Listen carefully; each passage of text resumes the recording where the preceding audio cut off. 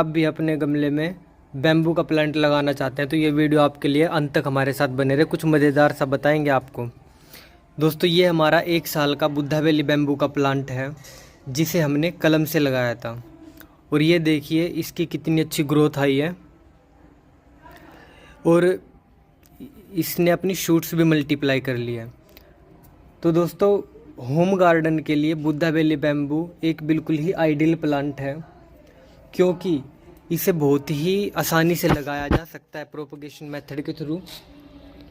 ये बिल्कुल pot friendly पौधा है होम गार्डन के लिए क्योंकि इसकी ग्रोथ पोट में या फिर धरती में भी 5 से 7 फीट तक की ही जाती है और इसकी बहुत ही शानदार और अच्छी कैनोपी बनती है। ठीक है, साथ ही साथ ये सूखा भी आसानी से बर्दाश्त कर लेते हैं और इन्हें ज़्यादा पानी की भी ज़रूरत नहीं पड़ती। ये बुद्धा वैली बैम्बू कि आप कलम्स देख सकते हैं, ये देखने में दोस्तों बड़े सुंदर दिखाई लगते हैं। ठीक है, कितने शानदार लगते हैं, देखिए आप इसे एक बार। ठीक है, ये एक क्लम्पिंग बैम्बू है। कहने का मतलब बैम्बू 2 प्रकार का होता है, एक बैम्बू होता है रनिंग और एक होता है क्लम्पिंग। क्लम्पिंग बैम्बू में क्या होता है, जो ये शूट्स हैं ये बिल्कुल आसपास देखने को मिलती हैं और रनिंग बैम्बू में क्या होता है, एक शूट यहाँ इस कोने में निकलेगी तो दूसरी शूट आपको बिल्कुल यहाँ इस कोने में देखने को मिलेगी और वो पोट को भी क्रैक कर देते हैं। वो काफ़ी वाइड स्प्रेड बैम्बू होता है। साथ ही साथ बुद्धा वैली बैम्बू जो है ये हमेशा हरा भरा रहता है और आपके गमले की गार्डन की हमेशा ये शोभा बढ़ाता रहेगा। तो दोस्तों अब हम बात कर लेते हैं इसके मेंटेनेंस की कि बुद्धा वैली बैम्बू को सोइल की रिक्वायरमेंट कैसी होती है।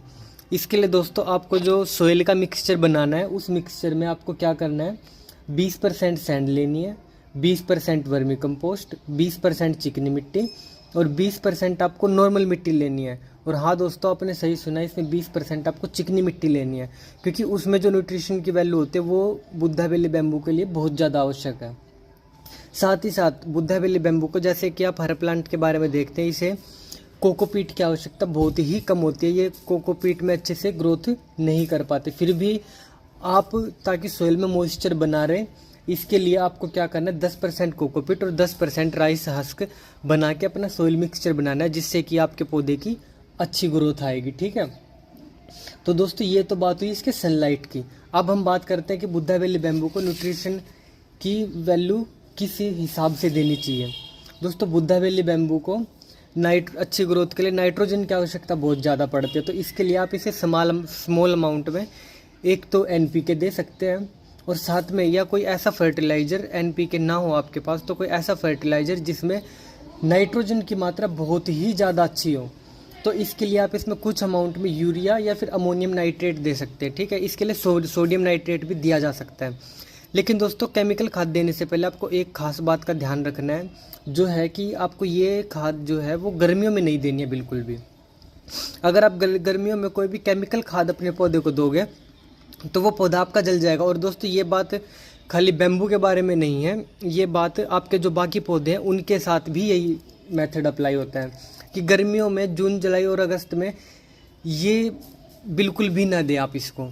इनफैक्ट मई के महीने में भी आप इसे कोई भी केमिकल फर्टिलाइज़र ना दें। अब दोस्तों हम बात कर लेते हैं कि इसके सनलाइट की रिक्वायरमेंट कैसी है। तो दोस्तों बुद्धा वैली बैम्बू को 3 से 4 घंटे की सनलाइट की ज़रूरत होती है मई, जून, जुलाई और अगस्त के अंदर। ठीक है, इसके बाद आप इसे फुल सनलाइट में भी रख सकते हैं। सर्दियों में इसे फुल सनलाइट में ही रखें जिससे आपका पौधा बहुत ही ज़्यादा अच्छी ग्रोथ करेगा। दोस्तों अभी हमने इसकी जहाँ पे प्लेसमेंट करी आप देख सकते हैं कि इस पौधे की कितनी अच्छी ग्रोथ आई है।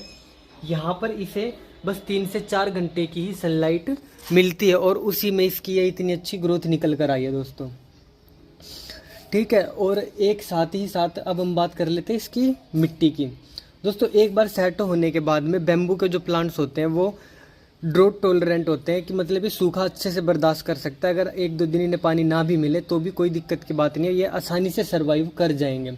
लेकिन जब तक ये सेट नहीं होते अच्छे से तब तक पौधे में ऐसे नमी अच्छे प्रकार से बना के रखें और पौधे को रोज़ सुबह सुबह पानी आप ज़रूर दें ताकि आपके पौधे की मिट्टी ड्राई ना हो। ठीक है, इसमें दिन में पानी ना दें क्योंकि दिन में पानी देने से हीट स्ट्रोक की रहती है संभावना पौधों को गर्मी में, इसलिए पौधों को पानी सुबह सुबह ही दें।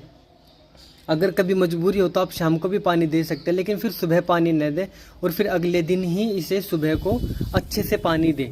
और पौधे की मिट्टी में इस प्रकार से नमी बनी रहनी चाहिए, ठीक है। और बैम्बू की जो ऐसे पत्तियां अलग हों उसे मिट्टी में ही डाल दे, क्योंकि बैम्बू की जो पत्तियां होती है इसके अंदर सिलिका होता है, और सिलिका बैम्बू की ग्रोथ के लिए एक बहुत ही आवश्यक न्यूट्रिएंट है। अगर ये पौधे को मिलेगा तो आपका पौधा और भी ज़्यादा तेज़ी से बहुत ही अच्छे तरीके से ग्रोथ करेगा, ठीक है। और दोस्तों अब हम बात कर लेते हैं इसके प्रोपगेशन की। जो बैम्बू का प्लांट होता है इसकी अच्छी प्रोपगेशन के लिए आप इसे कटिंग से लगा सकते हैं, और साथ ही साथ इसके जैसे कि अभी ये 3 प्लांट हो गए, हमने एक पौधा लगाया था उससे 3 प्लांट बन गए इसके। इससे आप क्या कर सकते हैं, इसके क्लम्प या फिर राइजोम्स अलग कर सकते हैं, और उन्हें आप एक सेपरेट गमले में अच्छे से प्लांट करके आप इसे बहुत ही अच्छे से मल्टीप्लाई कर सकते हैं। आपके पास जल्दी ही कई सारे बैम्बू के प्लांट्स बन जाएंगे। 1-2 साल के अंदर दोस्तों अपने कलम फॉर्म करके न्यू शूट्स निकालते हैं। अभी इस साल बारिश के मौसम में इसके नए शूट्स निकलेंगे जो कि हमारे पौधे को और भी ज़्यादा हरा भरा और घना कर देंगे, ठीक है दोस्तों। ये देखिए हमारे पौधे की कितनी अच्छी ग्रोथ आई है। ये हमारा बुद्धा वैली का प्लांट है। तो बुद्धा वैली बैम्बू के पौधे की देखभाल और रख रखाव से अगर हमसे कोई बात रह गई हो या आपका इससे रिलेटेड कोई और भी क्वेश्चन हो तो हमें कमेंट करके ज़रूर बताएं, और हमारे चैनल प्लांट्स अड्डा को जरूर सब्सक्राइब करें और बने रहें हमारे साथ। थैंक यू दोस्तों।